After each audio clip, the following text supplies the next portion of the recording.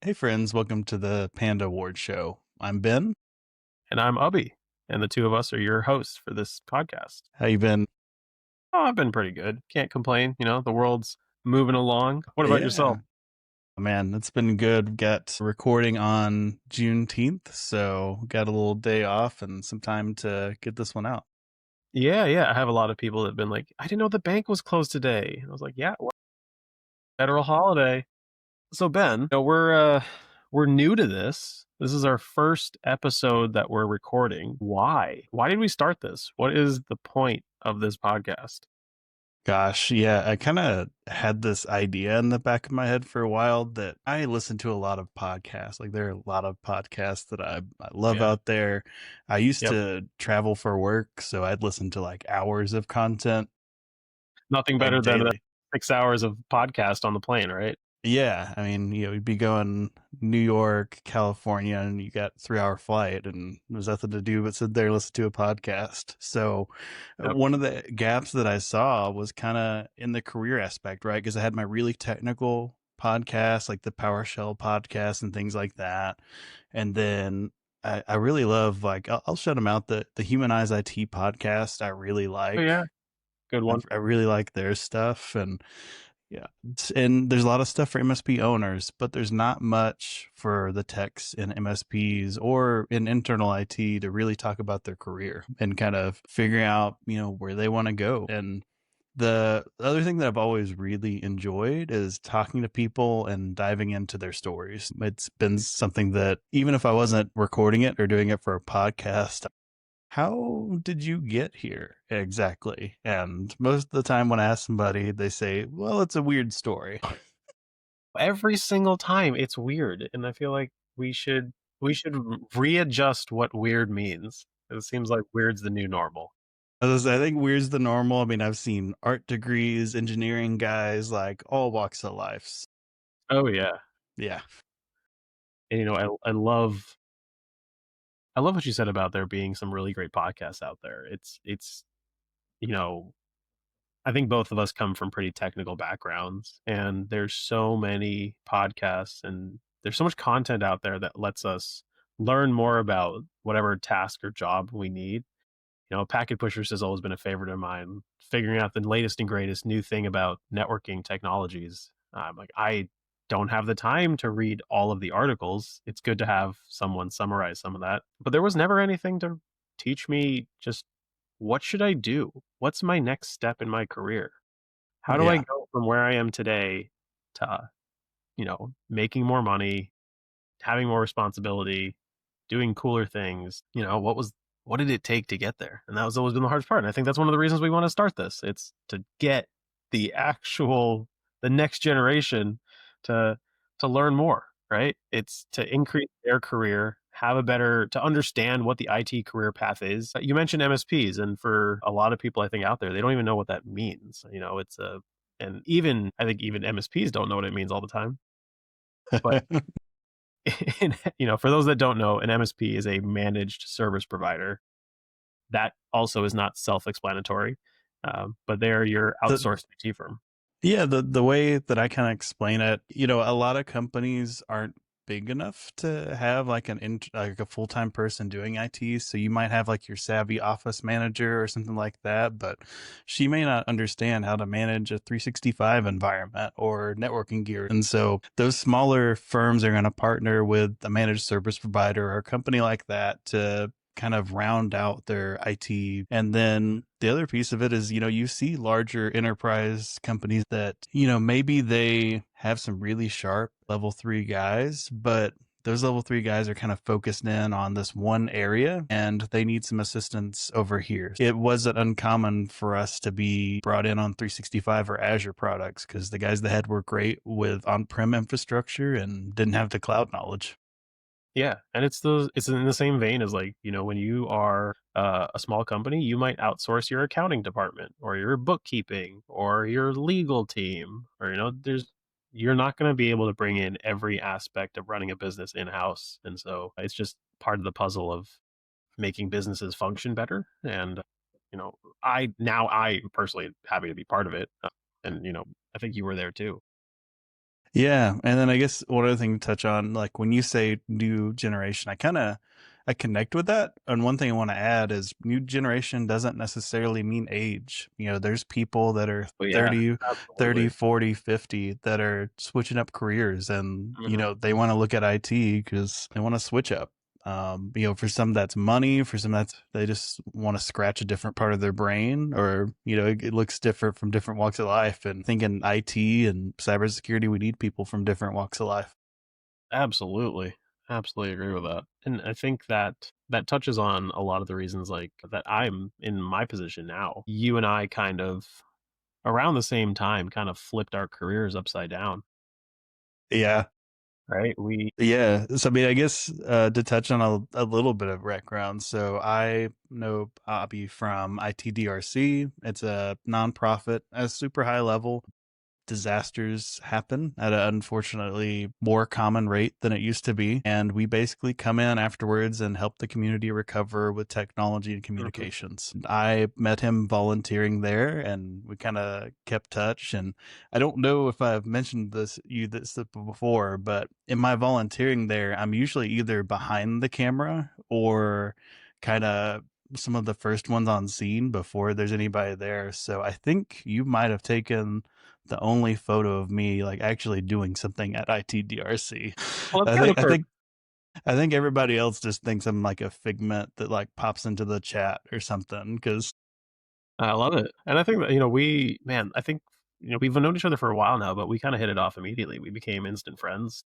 yeah, It helped that we were in the same region. We kinda had yeah, the same mindset. I think at the time too, you were the Tennessee state coordinator, and I had just started, and a few months later, I would become the Florida state coordinator. So, we were kinda on the same track. We're around the same age. We kinda did the same thing. to step away for a second if I'm educating people. A state coordinator works at the local level when Yeah. things happen to help coordinate our recovery efforts. So, you know, we're usually on the ground and, you know, we're already connected with the local governments and the volunteer organizations so that we can provide the quickest and most helpful impact. Yeah, one of the biggest things we do as state coordinators is kinda be the liaison between the state government and our organization. So that way, when things do come up, there's we know who to contact, we know what to get in touch who to get in touch with to make sure that like in our case, the Florida Department of Emergency Management, we know exactly who to call, who's in charge, that when they need help, we can be there to support them with Wi-Fi, satellite internet, radio communications, whatever it might be. I feel like when you see news coverage, it's all the bad, and we get to interact with the people that are doing good in the face of bad.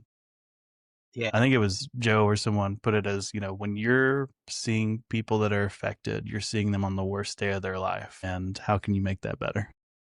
Yeah, absolutely. And Joe is one of our fearless leaders at ITDRC. He always knows how to say things so pointedly. Yeah. So the name of my company is Barium Networks, and I'm the owner of an MSP there. But it has nothing to do with the panda bear that is on our logo here at Panda Award Show. That's true. So why bears for you? He looked kind of cute and cuddly, so we just brought him on board. No, Yeah. Why look like friend if not friend?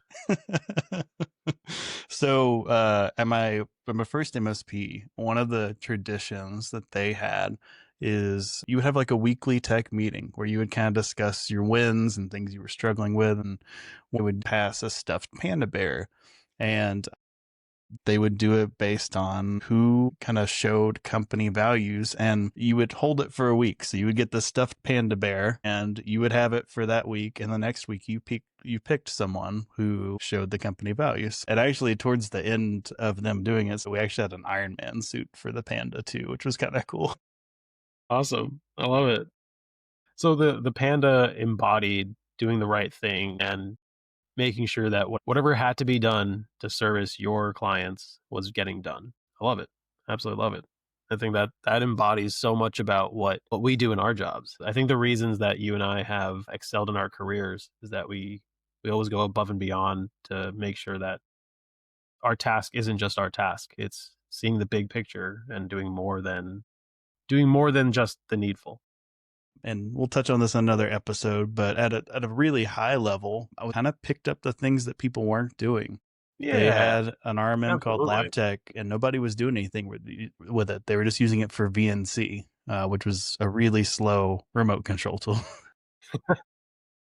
And What, you then don't want a free remote control to? Free's not always good? Is that what you're saying? but nobody was like scripting or anything. So like I created a simple script, and they're like, "This guy's a genius," and I had just copied it from Google. That's something I've always been really good at. My you know, I have a little bit of programming background or education, but I was never a programmer. But what I was good at was understanding code. So I can take script and know what it's about to do and understand what the language is, but don't ask me to write it because that's what you're I'm going to get you involved. I started as a web developer, and I had a gig, like an internship, and I was in this cubicle that had these really tall cubicle walls. They were probably 10 feet and they seemed more like 15 feet. And I was just like in a quiet cubicle, like writing code. And I was like, I don't think I want to do this for the rest of my life. And so, eventually I think that kind of swayed me more towards IT work and things like that. Gotcha. Okay. I like that. I like that. And so, yeah, I mean, I guess, we've touched on this a little bit, but kind of who are we? So, who are you? I've seen you a couple times before. Yeah, I'm your neighborhood friendly brown bear. I am the owner of an MSP in Orlando, Florida called Barium Networks. We do a little bit of everything. We're a pretty new green MSP, but we focus in on your general managed IT services, cybersecurity coming from my background and degree in cybersecurity, and then just all the technology you need to run your business. So, like we Yeah. said earlier, that I came from an internal background, but I wanted to be able to impact more companies, more small businesses that needed help, and so started this MSP pretty recently, actually.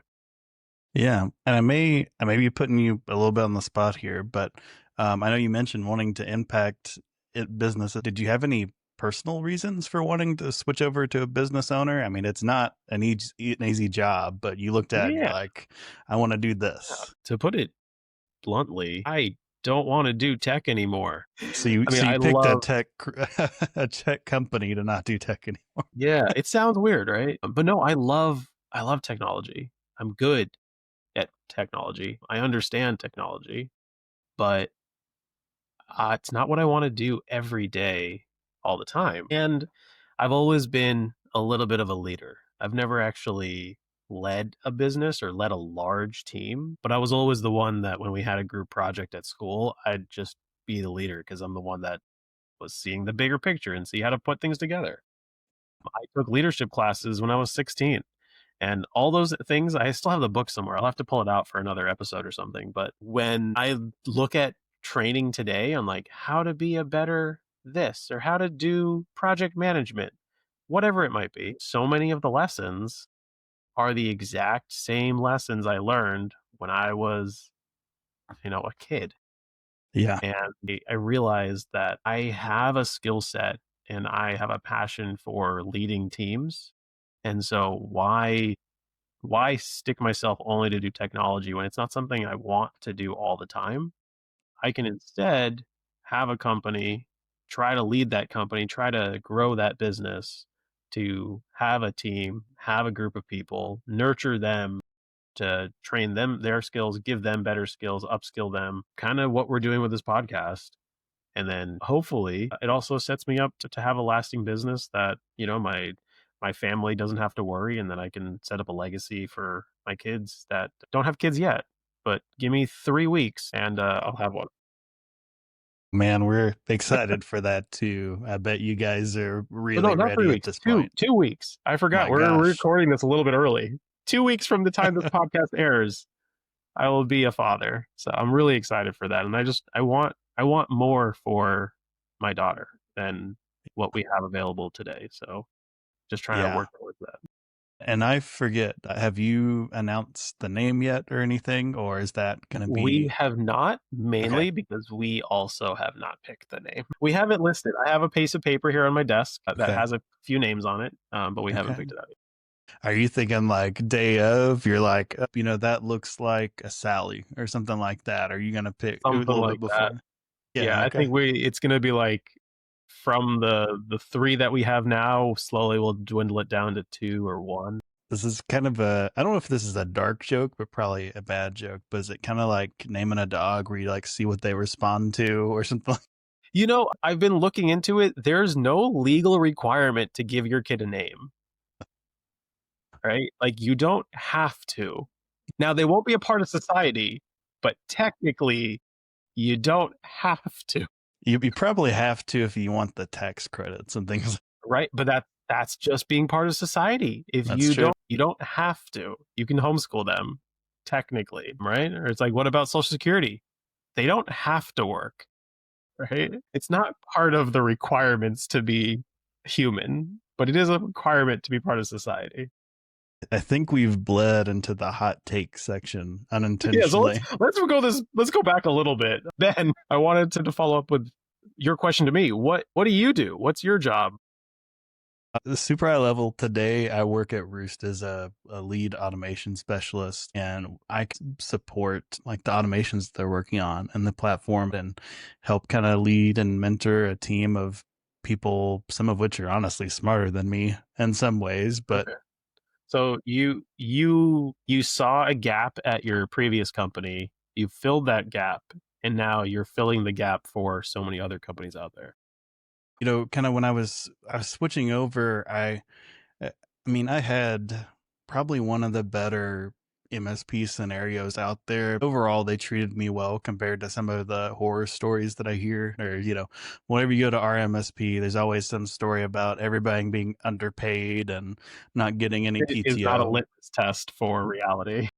Yep. But I was looking for a change up, and there's a guy at Black Hills InfoSec, and he does these live streams on getting like job hunting for hackers is what it's called. I think it's Jason Blanchard. I'm probably gonna mess that up, but and at a super high level, one of the things when I had watched his streams like during COVID and stuff, he said make a list of the top 5 companies that you'd like to work for and start figuring out how to work there. If the company that you're at today is not at the top of the list, what do you need to start doing to be at the one that's at the top of the list? And Rooster was at the top of that list. And so I don't know that I did anything that intentional other than I probably picked up more automation projects than I would the normal. And I started looking for the job openings. Yeah, what came first? Roost being at the top of that list or you starting to enjoy automation? So I think that's been one of my career power factors has been automation along the way. So I've dabbled in PowerShell pretty early on, and I think the industry of automation has kind of evolved with time, right? So 10 years ago, like PowerShell was a huge thing. It still is, but there's other ways to be impactful to the organization at a higher scale. Right. Now, your options aren't just Python and PowerShell. There's so many Yeah, more things that you can do out there. yeah, Well, that's one area I've struggled with, understanding APIs. I literally learned what an API was in the last 3 or 4 years. I didn't understand what it was for the that's longest fair. time. If you're out there, you don't understand application programming interface. I believe is the acronym for it. I might be wrong with that, but I'm pretty sure that's the acronym. And super high level, when you click things on sites that change things on the back end, it's probably using an API. And so there are tools out there that you can sort of orchestrate and tie together those APIs to do bigger things at a better scale than you clicking things all the time. Yeah, I think when I tried learning about it, it was essentially it's the bridge between 2 applications. So, like, you want QuickBooks to talk to Excel? Well, they don't just talk to each other, they both have to speak a language that they both can understand. So you use an API to tell the other one what to do that tells the other one what something like that, right? Yeah, I mean this I think you and I both have we've worked in tech for a while. How many years have you worked in tech? Okay. I always have to do some math. Yeah. So it depends. If you just want to count like full-time employment working for No, someone, I want to know, when was the first time you did something that wasn't just being the neighborhood tech kid? so something you did for money. Yeah, or something that's, what was the first time you did something that a sysadmin would do? I mean, a really weird one. When I was 14, my uncle was working at a lawn care company, and they had this really expensive software that was on a failed hard drive. And they didn't have the software key. And if they had like reinstalled it, they'd have to pay another 2 grand or something. And so this A was lot in of money Windows. for a small company. Yeah, and I mean, it was kind of cool. Like, it was a 3D modeling software, so you could like recreate the client's yard, and they would like put in bushes Well, and stuff and show you what it would that's look neat. like. And this was back in like, I don't know, 2009 or something. They were doing this. The good old days. Yeah, it's somewhere around there. And kind of the first, so like I helped them out with that, and it was Windows XP days, and I figured out every registry key, every folder, and like all the things that were needed for it to work. And I got it copied over to a new install with a good drive, and it actually worked. And they, Wow. paid me $50 or whatever. What about yourself? I know this like as a top of mind always. There's a lot of stuff beforehand, but it was 7th grade, 12 years old. I learned how to image computers so that way the actual IT guy didn't have to do it. He was teaching us. I think technically it'd be like free labor, but we won't go there. We were having fun. I enjoyed it. I have no qualms against who's now a friend, the person that was a tech person there. And she's doing awesome things now. So, really cool to see how their career progressed. But yeah, I learned how to use Alteris, to image a computer remotely, do it. I was putting new RAM in computers, configuring network printers, teaching teachers and students how to do things. I went to a really cool middle school that had a lot of technology, so we were piloting. At the time, this was 2004 or five or so. So we were piloting smart boards, and now Wow. Smart is a huge company, right? Yeah. We were piloting microphones for classroom audio systems, which now is like just the default. People just see that so often. Yeah. Gone are the days of the transparent sheet projectors and things like Yeah, that. yeah, overheads. Yep, yep. We had a 1-to-1 laptop ratio for each classroom, so we had laptop cards. Now a lot of large school districts have 1-to-1 student ones, but um, I was part of the. I ended up being part of the team actually when I was an intern at that school or in that school district, Yeah. that I, brought us to 1-to-1. I don't know if you guys call them this, but they would call them cows at our high school, computers on wheels. Yeah. Oh no, cows for me were always cell sites on wheels. So when you have when AT&T or Verizon come out and set up a large cell tower, set up a cow. You didn't get to keep the laptops like they do today and stuff. You like maybe got them for a class, and Yeah, if it was a core class, like maybe the last student didn't plug it in, and it just dies on you when you're writing your paper. yeah, yeah. Those batteries did not last. I think putting late 2000s batteries in the hands of a child is a terrible idea because they have no longevity. Okay, so the reason I asked you that question, um, I wanted to set the stage here for like you've had years of experience, even though we're pretty young. We've still had 10, 20 years worth each of IT experience or seeing things in the industry. So, if we want to move into our hot takes, what what are some of those crazy things you've seen that kind of set the stage for this podcast? What have you seen out there that we're trying to. I mean, I won't get into politics too much, but I think we're seeing a little bit of a hirer's job market right now. And just a year or two ago, it was, kind of on the techs had the upper hand on everything. And, Yeah, right now with kind of, I don't know if it's economic concerns, but we're just not seeing as many new jobs as we were. And that right. kind of means things are more competitive. And it's a little harder to get a job starting out. Yeah, yeah. It's we went from, especially during the pandemic, everyone needs a remote worker now. Everyone needs a job, and it's like, well, now we've finally figured out how to. We went through those struggles, and we're equalizing the market, and things are saying, but it's getting harder and harder to get a job. But not it's not getting harder to get a job because there's fewer jobs necessarily out there. In a way, there are, but there's also more workers with those skill sets. So the ratio's off, and the employers they want like stronger candidates, or they're looking for. I think the people that are looking for a job would strongly prefer to have a remote job, and we're definitely seeing less of those by Yeah, quite a bit. And so the yeah, jobs that are out there in IT might be a hybrid role where you're in a couple times a week. yeah, yeah. Actually, a guest that I hope we will have on the podcast at some point. I saw him in an interview. He said he would not hire for a particular part of his company, for a segment of his job. He would not hire remote workers because that team needs to collaborate and work together so much that being in person is vital to their function.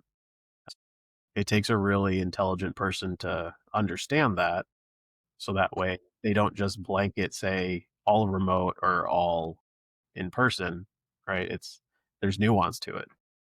We'll have to ask him. I'll keep his identity hidden for now. If we can have him on, we'll have to ask him what his nuanced thoughts on that. Even if you take a little bit less pay, sometimes it's a different quality of life being able to work remotely like that. And there are people that it's going to be too distracting at home. I won't say that everybody should go all remote, but I think I know with mindset, I can. I've been diagnosed with ADHD for a lot of years now, and I gotta go do that. I think mine's just still undiagnosed. yeah. I think working at home sometimes. I tell you what I really liked when I didn't have the option to work from home is sometimes doing the on-site work when I had the opportunity to work on one thing at a time and just knock them out. I loved that too. Yeah, that's really good for that like ADHD brain, being able to focus on something. That Towards the really end of helps. my MSP life, I was doing sort of I think I mentioned a little bit earlier in the episode, but kind of the longer travel stuff. And so, I'd fly into California, New York, and I'd go in and swap your entire network. And if you look at my LinkedIn, you'll see Yeah, I've seen a couple of those. some of those racks. And those are ones where, yeah, I traveled to another state and took out all the old junk that was cable spaghetti and left them with something that we could manage remotely. And you just left him in a better place. Nice, nice. It's always. I had a. I was raised as a Boy Scout, and one of the things that still is a real big part of my life is leave no trace, and leave it better than you found it. Yeah. Right. I was gonna say I think I left a little bit of a trace, but I do think I left it better than I found it at least. Yeah, I mean, there's well, yeah, okay, fair. I like the latter part of what I said. Leave it better than you found. Yeah. So I'm curious. One, did you have any certifications that really, brought you a lot of value in your career? And Yeah, do you think having certs will get you a job today? sure. Yeah. So I got my A plus CompTIA A plus certification um in 2009. So I was in 11th grade, got it. I was in an IT academy at the school. It was like a magnet program. I was doing all the fun stuff because I liked tech. I was the guy that just wanted to do all this stuff. Uh, we were using test out for training for learning. I was getting like 97% on Wow. the what's it called, the practice exam. So I was like, okay, maybe I should go actually sit for the exam, and I did. I got my A plus as a 16-year-old kid. That's awesome. I It didn't do anything for me until like 3, 4, 5 years later. I This is kind of, I may throw you off track here, but was that when you took it, did they still have the lifetime exam Yes, for A I plus? I not only took my A plus, it is still my only current certificate, and I got my first IT job out of it. It was Geek Squad. I interviewed for a Geek Squad job, and they saw that I had A plus, and the rest of the interview was all about personal, not technical. And I had that job for 5 months, maybe 6 months. No one has asked him out since. No one. Um, but So you so were, was that about 20 when you got your Geek Squad job, or yeah, I want to say it was like 2012 or 13, so I would have been around 2021. No, I was not 21. I was 19 or 20. It was before I had a diff. Yeah, yeah, yeah, yeah. So I remember the job that I was at when I turned 21. This was before that. where did you find the job? Did you seek out Geek Squad or did you see a listing somewhere? Back then, it was the only thing I knew about IT jobs. Like if I wanted to fix a computer, where do I go get a job? That was the only thing I knew. It helped that Best Buy was really close to my house, so it was an easy That commute. makes it nice. Yeah. But I was definitely more of a hardware guy than I was networking or software, and that kind of set the stage for me. But the ever since then, like if you just take the name of my company, Barium Networks, I don't hold a networking certificate. I should probably sit for an exam just to do it, but it wasn't the certificate that got me to where I am today. It was just continuously proving worth and having more and more worth on my resume beyond the certificate. Yeah. I think, kind of like your Best Buy situation, I think the certs can get you the interview. Your knowledge gained from the certs actually gets you hired. Yeah, I So will. the I will people that say are this. out there doing the brain dumps and stuff like that, you're cheating yourself. You might get the interview and Absolutely, then you're in a world of hurt at a lot of absolutely. places. Yeah, it's not just unethical, it's just useless. The one thing that I value in an A plus certification, and if you talk to a lot of IT guys or a lot of people in, like, you think if you talk to a lot of our friends and colleagues, they'll be like, A plus, useless, doesn't do anything, doesn't teach you anything. I was like, but it does a lot. It teaches you how to troubleshoot, it teaches you what to think and how to think about technology. And I think that was the most valuable thing I got from A plus. It wasn't knowing that VGA cable has 9 pins or 15 pins and a serial cable has nine, right? Like that doesn't matter. No one cares in the long run. The big thing was Don't plug a serial cable into a VGA port. if you can make that happen, I'll give you a I've dollar. had a user turn in a computer that was the issue, is they tried using a serial cable as a VGA cable. A an end user is the person that taught me that a USB A cable, the male end, is the same width as a RJ45 jack. Wow, well, you're like, it does fit. I'll give you that. Yeah, I've seen phone cables plugged into the RJ45 earlier in my career too. Yeah, yeah, yeah. Like, why Phone isn't it lines. charging? So yeah, and we'll go into this more. I want to, we can dive into it, but I don't think a certification necessarily gets you the job to get the actual technical side of the job. I think it does do a decent job at checking a box and gets past HR, but it doesn't actually teach you how to do the job you're going for. Yeah, and maybe it depends. It could depend on the certs. Like we're starting to see more I think people are hearing this feedback, and we start seeing more certifications, like especially on the cybersecurity side, where you have to do something to get the cert. Like it's not just question and answer Yeah. type of situation. You have to prove that you've had industry experience. Yeah. Yeah. Tying into this a little bit, I think your answers will be similar, but what about a degree? Do you think you need a degree to get a job in IT? Well, this is a fun one we'll talk about later as well. I got my degree, my bachelor's degree, 2 years ago, last year, I forget. I don't know. It was that useless to me.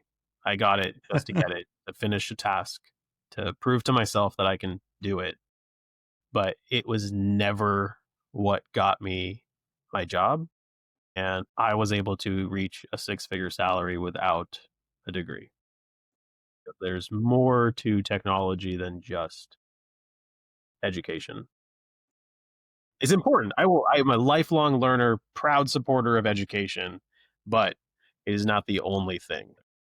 Yeah, I think so I still don't have a degree today. I've thought about it more in the recent years because I think as you get mid-career, if you want to, and I don't know that I want to, but there's certain like really large enterprises and government jobs that Mhm. still have some degree requirements there. But man, it's But even your IBMs, your Intels, they got rid of the requirement. They used to be big there. yeah, I was gonna say it's more and more often that I see, bachelor's degree or equivalent work experience. And I think, and to be honest, like I've been on the hiring side at the MSP, and I think people have an expectation that once they finish their IT degree, they're ready to rule the world. But, education at a college level is tricky because there's approved coursework. So it's not uncommon for you to take a networking course at a college and some of the material might be, 3 to 4 years old. Now,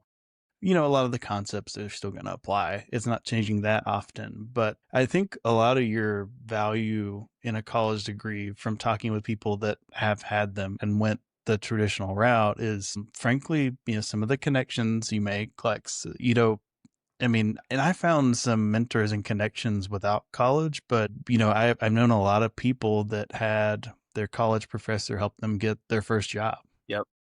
And I think it does have the opportunity to make you a more rounded person, well-rounded person, depending on, what you do with that time. Right. And I think that's actually a big, huge reason why a lot of Ivy League schools will give away some of their education for free because it's not necessarily the education that you're paying for at those big schools. It's the people, it's the and networking, all this secondary and tertiary aspects of an education. Yeah. And I will say this, like, man, when I was just first starting out, I think, or at least early on, Coursera started being a thing. And Harvard was putting out like their IT courses and stuff for free, even Yeah, back yeah. then. Yep. And I I and I forget the did. class. It's CS 300?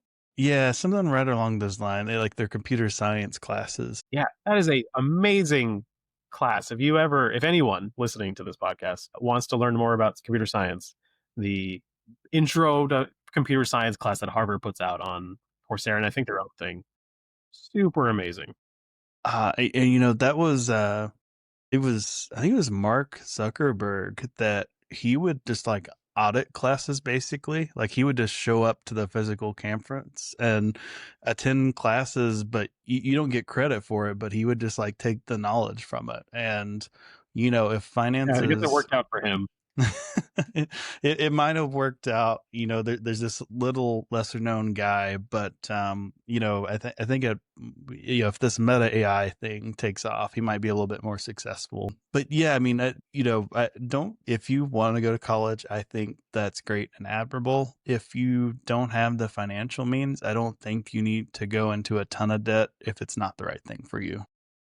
Yes, absolutely.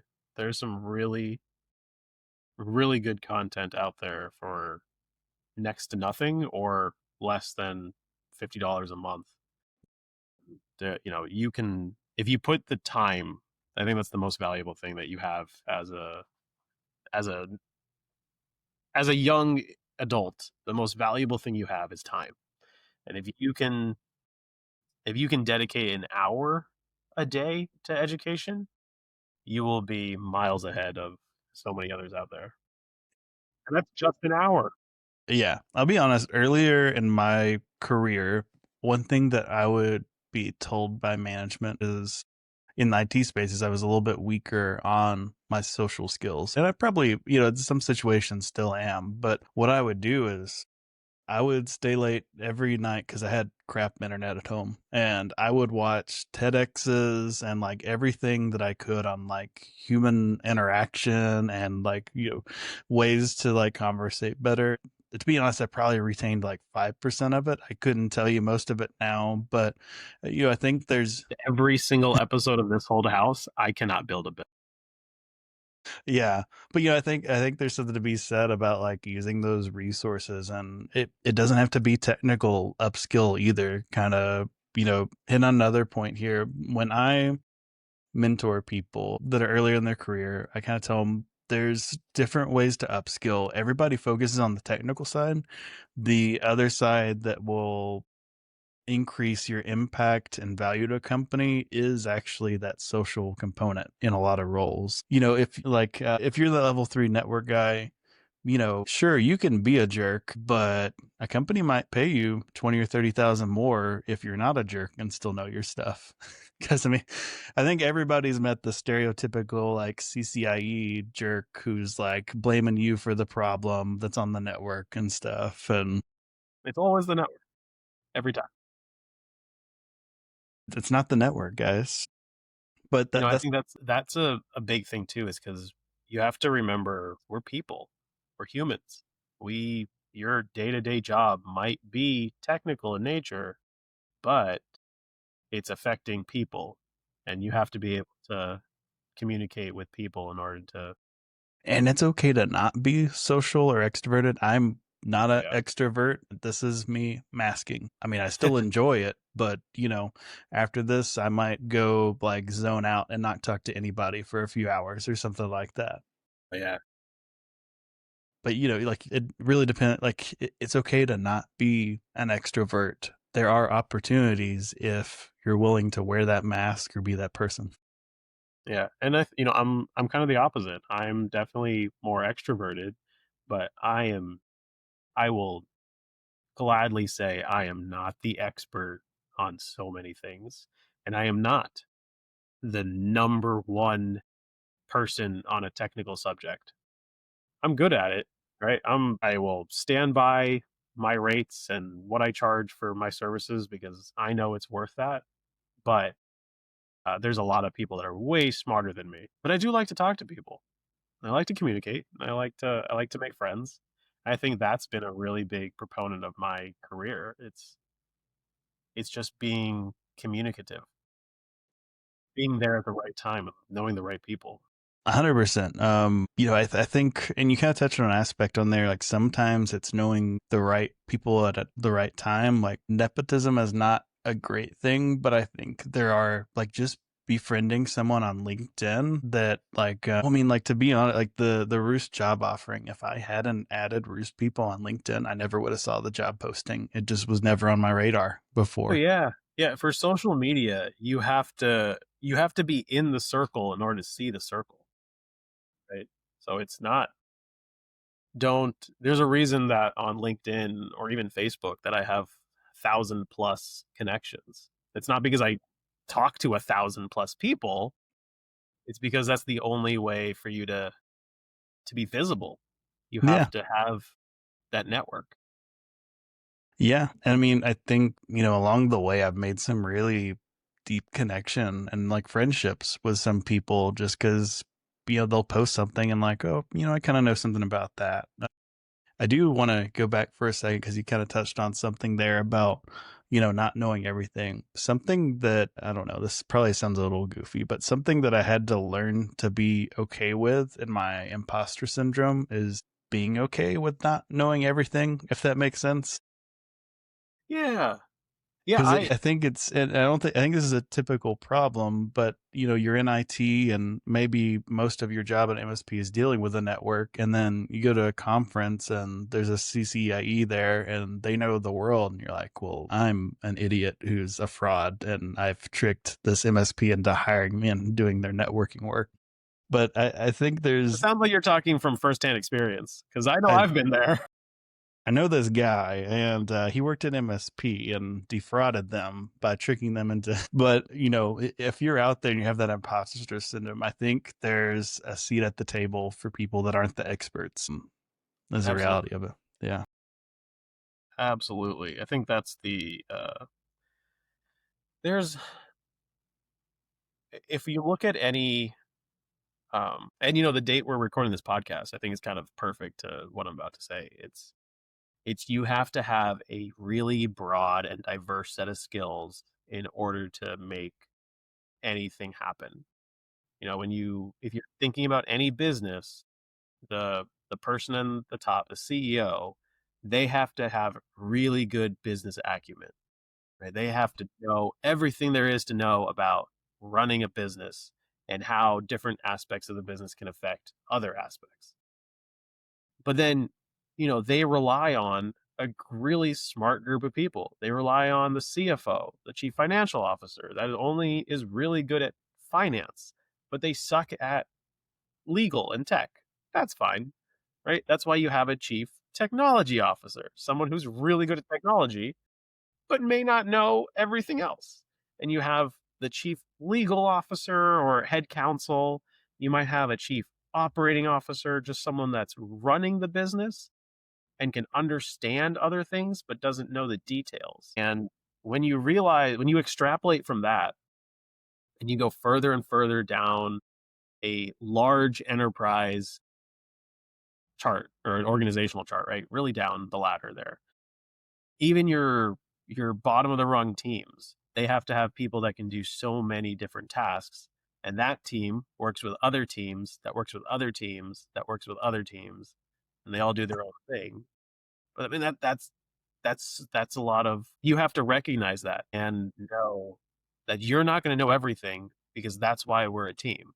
Yeah. And I think that's something that another aspect that I kind of figured out along the way. MSP work's a little bit polarizing. A lot of people either love it or hate it. And I think one of the reasons is you have to be more of a generalist. Like there can be areas of focus, but there's really more of, a mile wide, couple inches deep knowledge Yeah. that it can have a greater value than being the expert in one particular thing, especially on smaller teams. And I mean, I said earlier, I just shouted out that I've seen every episode of This Old House, but I don't know how to build a house. Yeah. But I own a house and I have had to paint the walls and I've had to fix the walls. I've had to fix the plumbing. I've had to fix the landscaping. I've had to do electrical work. I've had to do structural work, right? And so it was like I'm that person where I am not an electrician, but I know how to replace a light switch, right?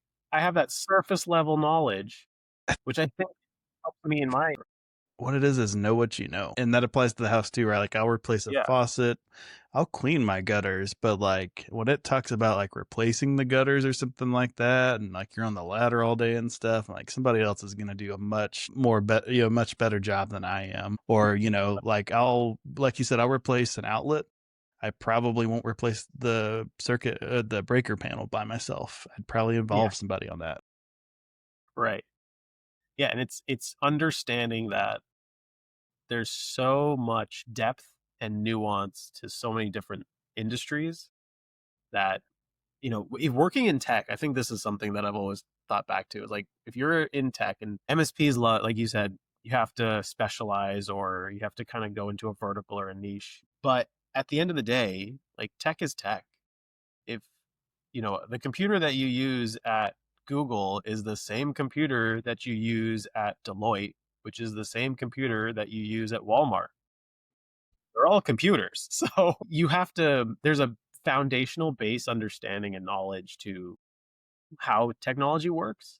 And then I think what elevates you to have those more specialized careers or higher value careers is understanding the business part, or the tiny little details that separate Walmart from, Google, right? They're so similar yet so different. Yeah, I think to kind of expound on that a little bit, you're touching on a few different things there. So I think, when you're thinking about how technology works, there's a piece to that called critical thinking of like really breaking down a problem and understanding where the issue is. I'll loop back to my A plus certification. They teach that.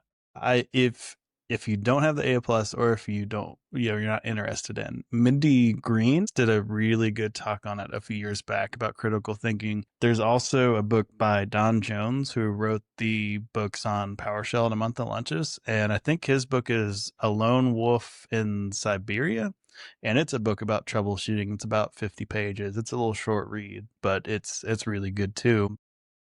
But yeah, when you have the critical thinking piece, and then you touched on another thing that I like, that when I was in my internal IT role and when I was in sort of the sales, a little, yeah, there you go. Third edition, baby. Now, have you actually went through it, or is it just on your shelf? And Both. There's 350 pages. I've probably only read a. yeah, anybody listening on audio, he's brought out his PowerShell in a month Oh of yeah, lunches book. Yeah. Learn Windows PowerShell in a Month of Lunches, third edition by Don Jones and Jeffrey D. Hicks. Yeah, I have a couple sign. I went to one of his. He did an in-person class. He's a super nice guy. If you want an insane class on PowerShell, Jeffrey Snover, Yes. I mean the father of PowerShell there, that guy. Yeah, as you get a little bit deeper, the PowerShell conference puts out a lot of their um like their sessions, and they do some really technical deep dives if you're someone who knows PowerShell and wants to get a little deeper. Um, the other thing I wanted to tie back to is you were talking about understanding the business value. And I think that's some like how a business works. And I think that's something that I had to understand when I went through internal IT and then some in the MSP world as well. But like you can really connect the need to the business. Like that, if you're in MSP sales, that's frankly how you should be selling. Everybody comes out with kind of the commodity MSPs package. Everybody has AV and RMM. Can you sit down, talk with a customer, understand how their business works, and then save them time or money? Right, right. It's how do you translate tech to business needs, and that goes for any industry, really, right? Like finance is finance, but how do you link the very particulars of finance to how to run this business? And that's something that I'm learning more about. I just had to redo my entire chart of accounts, and I'm working with a bookkeeping company, and they're like, okay, here's the 5 million options you have. Do you need this, or this? And I'm like, I don't think so. It's like, okay, let's go to something else. Like there, it's there's amazing how many options there are, but that's part of understanding the business and how it relates to your Even at job. the core, if you don't understand the business terms, it's shocking and disappointing to me sometimes how few MSP owners don't understand how their clients actually make money. Well, Yes, you're like, oh, absolutely. they're a printing company or whatever. Well, then you dig in, and this specifically is 80% of our revenue. And when it goes down, we lose $20,000 an hour. We should probably add Yeah, some redundancies there. right. And it is not the job of the owner of that printing company to to know that's what it takes to get to the fix, right? That redundancy, they might not know. They know that they need that to work, but they don't know what it's gonna take to make it work properly. And that's where we come in as like IT professionals. And they're expecting you to be the expert. So there's some clients that if you don't identify those needs, they're gonna, when it goes down, they're gonna be asking, why didn't you tell me about this? Hmm. Yeah, yeah, and I think that happens so often in not just in MSPs, but internal IT and all kinds of IT worlds. Um, it's like it shouldn't be news to you that this is a current event. It shouldn't be news to you that Windows 10 is about to stop being supported, right? End of life comes 3 months from now, right? But we've known that for a while. So you should have planned for this, and you should have known that this is going to happen. And this is a big thing that's like talked about in IT spaces, or in the MSP side at least. It's like planning for equipment replacements. So like you just bought a laptop, it shouldn't be a surprise to you that 5 years later you need a new laptop because they only have a 5-year lifespan or whatever it might be, right? You might be able to get more years out of it, but that's the that's a big part of like the executive side of IT. It's understanding the lifespan, life cycles of devices and services and planning for the future today. Yeah. Yeah, like you said, if I have never had a conversation with my client before about Windows 10 and I come to them in, it's I believe it's October when it goes into life. I come to them in September and say, "Well, hey guys, we got to replace 100 laptops next month." They're going to go, "What the heck, dude? Why didn't you tell us about this earlier?" Right. If I can tell them, a year in advance where they can start like planning their money out, where it's not this surprise huge bill, like nobody's happy about that. But yeah. And I think companies are doing the companies that like set these like the Microsoft, Apple, Google, right? They're doing a really good job at setting expectations for how long they are going to support the product. So, like I have a Pixel phone and I think it gets 7 years of updates, right? So I know that after this I get this $1,500 phone, bloody expensive. But in 7 years, I can't expect that it is going to be a good phone to have for other reasons, right? 7 years is quite a long time for a compact device, but you have to understand those and acknowledge those details. And if you do, you can have those conversations about the future expectations of your technology department. Well, Abby, I've really enjoyed our time on this call and everything, and I'm looking forward to the future episodes. I think this is going to be a lot of fun. Do you Yeah, have anything else to tell the friends of the internet? please come back. Please listen to No, our podcast. yeah, I'm really excited not just to like for you and I to chat. This is great. I think it's great as episode 0, just chatting, but I'm really excited for the conversations we're going to have with people that what we can say is they've made it, right? They're at they're in their career, they're doing the thing, they're succeeding. How did they get there? Why did they get there? I'm going to be just enamored in learning these people's stories. I've looked at the list of people that have expressed interest, and I mean, I'm excited. I'd love to talk to any one of these people about anything, frankly. Yeah. Yeah, I mean A these lot are of them, I could listen to them talk about a broomstick, and they'd make it entertaining somehow. yeah, and that list that we've and this isn't just a list of people that we want to talk to, right? This is literally a list of people that we have asked and said, "Hey, would you want to be on our podcast?" And they have said yes. And there's people on there that like I've looked up to. There's people there that I idolize, and I'm like, you're the person that teaches me how to do my job, and you want to be on my podcast? Talk about like fandom, right? That's crazy. I think that is that's the best thing about technology and IT. It's like we're all a bunch of nerds. We just want to help each other. We just want to learn more, right? And I love that. I absolutely love it. Awesome. Well, we'll see you all next week and back here on the Panda Award Show. Thanks all. Take care, everybody. See you next time.